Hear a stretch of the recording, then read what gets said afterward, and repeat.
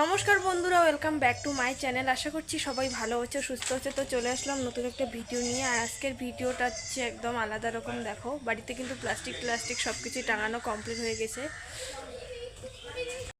এইদিকে দেখো, বোন কিন্তু আমার এখানে পিঠের জন্য মানে যে চালের গুঁড়ো, আটা, গুড়, জল সব কিছু একখানে মিক্সড করতেছে। বাড়িতে যেহেতু কেউই নেই, আর আমাদের এইদিকে কিন্তু সেই দিনটা আর কি ভোট ছিল এই দিনটায়। আর মা এদিকে কিসের যেন চাটনি, ও হ্যাঁ, আমসত্ত্বের চাটনি রান্না করতেছে। তো এইদিকে ও কাজ করতেছে, আমি কিন্তু এখনও স্নান টান করি নাই। আর এইদিকে বাবা কিন্তু প্লাস্টিকটা ঠিকঠাক করতেছে। তো স্নান টান করে একদম আমি চলে এসেছি আলতা পড়তে। এখনও কিন্তু বাড়িতে কোনো লোকজন নেই, সবাই আর কি সবার নিজের নিজের কাজে ব্যস্ত। যেহেতু ভোটের দিন, সব থেকে বেশি কথা আমাদের এদিকে উপনির্বাচন চলছে বলে সেদিন কিন্তু আর লোক একটু কমেই এসেছে সকাল সকাল।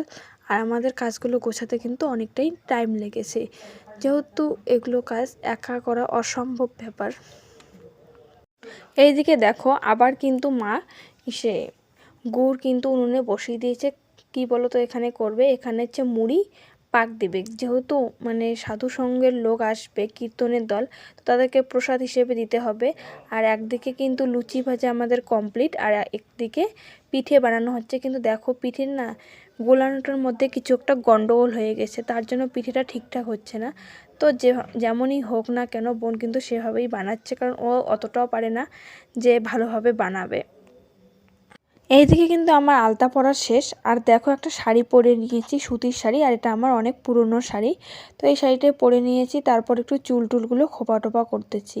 তার কারণ কি বলতো, যেহেতু এত বড় একটা অনুষ্ঠান, স্বাদের অনুষ্ঠান, তো শুভ কাজ, অনেকক্ষণ শাড়িটি পরেছিলাম না বলে 7 জনে কিন্তু 7 রকমের কথা উঠে গেছে। তো এইদিকে কিন্তু আমি শাড়িটা পরে নিলাম, তার একটাই কারণ। আর নতুন শাড়ি এই সময় আর পরলাম না, মানে একটু দেরি করে আর কি পরবো। স্বাদের নিয়মে এটাই আছে যে মানে নতুন সব কিছুই পরতে হয়, তো শাখা পলা সব কিছুই নতুন। তো সেই জন্য যারা মানে যে মানুষটা আমাকে শাখা পরাবে সে কিন্তু চলে এসেছে। তো ভাবলাম না, এই শাড়িটাই ততক্ষণের জন্য পরে আর কি শাখাটা পরি, তারপর আর কি যখন অনুষ্ঠান হবে, খাওয়ানো হবে, তখন আর কি ভালো শাড়ি পরবো।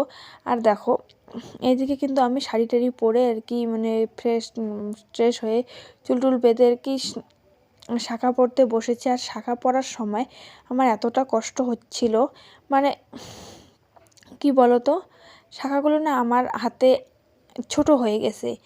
মাপ মানে এক সাইজ হইলো, শাখার সাইজটা আর কি ছোটো। আগের শাখাগুলো আমার আর কি ঠিকঠাক হয়েছিল, আমি একাই খুলতে পারছি, ঢুকাইতে পারছি, কিন্তু এবার আর মনে হয় না পারবো। আর হাতটাও কেমন মোটা মোটা হয়ে গেছে, খুব শক্ত হয়ে গেছে। তবুও দেখো, অনেক কষ্ট করে কিন্তু পরতেছি। তো প্রথমে আমার কি করছিল বলো তো, আমার হাতের শাখাটা না উল্টো করে পরানো হয়েছিল। যেহেতু আমি পরে একাই মানে বিয়ের পরে একাই খুলেছি, খোলার পর আবার ঢুকেছি, তো উল্টো হয়েছে। তো তারপর সেই শাখাটা খুলে আবার দুটো শাখা ঢুকাই। তো এরকম করে কিন্তু প্রচণ্ড ব্যথা পেয়েছি। আর দেখো, এখানে শাখা পরার পর একটা কিন্তু আমাকে সিঁদুরও দিয়ে দিল, আর আমি কিন্তু প্রণাম করে এখানে উঠে গেলাম। এইদিকে কিন্তু আমার শাখা পরানোর শেষ। আর এদিকে একটু রান্নাঘরে চলে এসেছি, তখন দেখি মায়ের আবার কিছুটা রান্না মানে হয়ে গেছে। যেমন ধরো যে পটল ভাজা হয়েছে, তারপর ডাল, পটল আলুর একটা দোরমা হয়েছে, আর শাক হয়েছে। এই কয়েকটাই সবজি কিন্তু না, আরও অনেক ধরনের সবজি ছিল। তো আপাতত এগুলোই রান্না হয়েছে। তারপর একটু পরে কি আমার দিদা চলে আসছে। তখন তো বোন পিঠাগুলো ভালো করে বানাইতে পারিনি, তো সেই জন্য সবগুলো না বানিয়ে কয়েকটা শুধুমাত্র বানিয়েছে।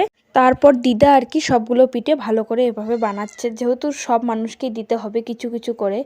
তো সবগুলো না ভাজলে পরে কেমন একটা হয়ে যাবে, মানে লাস্টে আবার কম কম পড়ে যাবে। এদিকে দেখো, আমাদের কিন্তু অনুষ্ঠান চালু হয়ে গেছে। তো ওইদিকে কিছুজন সবজি কাটতেছে, কাকিমা, জেঠিমা, মানে অনেকজন, বম্মা টম্মা সবাই হচ্ছে কি বলে সবজি কাটতেছে। আর আমার বোন কিন্তু ভিডিও করতেছে, আমি এদিকে জানি না আমি কাকে যেন কি বলতেছি। তো একটু বারান্দায় বসেছিলাম। আর এদিকে কিন্তু আমাদের রাঁধুনি চলে এসছে, মা এখানে আঁকা পুজো করে দিয়ে চলে গেল। আর এখানে রাঁধুনি এসে রান্না বসিয়ে দিয়েছে, একটা ঠাকুমা কিন্তু আবার সবজি টবজি কেটে দিচ্ছে। তো মোটামুটি কিন্তু রান্না মানে এরকম করে ভালোই হয়েছে, অনেক রকমের রান্না হয়েছে। তো কাকুদের সবজিগুলো অনেক সুন্দর করেছিল, খেতে অনেকটাই মানে অনেকটাই সুন্দর হয়েছে। আর দেখো, সব কিছু রান্না কিন্তু আমার মায়ের কমপ্লিট হয়ে গেছে। আর আমার যেখানে সাত খাওয়ানো হবে সেই জায়গাটাও কিন্তু আমার বোন যেভাবে পারে আর কি সাজিয়ে নিয়েছে। মানে অতটাও পারে নাই, কিন্তু যতটা পেরেছে ততটাই সাজিয়ে নিয়েছে। দেখো এখানে শাক, চিপস, পটল ভাজা, পিঠে, তারপর লুচি, চাটনি, ডাল, পটলের সবজি, পনিরের সবজি, দই, মিষ্টি, পায়েস, খিচুড়ি, অনেক কিছু কিন্তু রান্না হয়েছিল। আর আমি কিন্তু প্রণাম ঠাকুরকে এখানে করতেছি। এখানে যেহেতু কীর্তন হচ্ছে, তো প্রণাম করে দেখো ওইখানে কিন্তু আমার মাথায় এত পরিমাণে সিঁদুর পরিয়ে দিয়েছে যে সবগুলো সিঁদুর কিন্তু ওখানে পড়ে গিয়েছিল। তারপর সবাই বলতেছে সিঁদুরের কথা, সিঁদুরের কথা। শেষ পর্যন্ত কিন্তু একটা জেঠিমা আমাকে ডেকে বলে সিঁদুর এভাবে ফেলে দিতে নেই, একটু নেমে আর কি মানে ভালো করে বসে সিঁদুরগুলো তোল। তো আমি আমার ওই যে কাপড়ের সেটা আঁচলটা দিয়েই আর কি সিঁদুরগুলো তুলে নিচ্ছিলাম।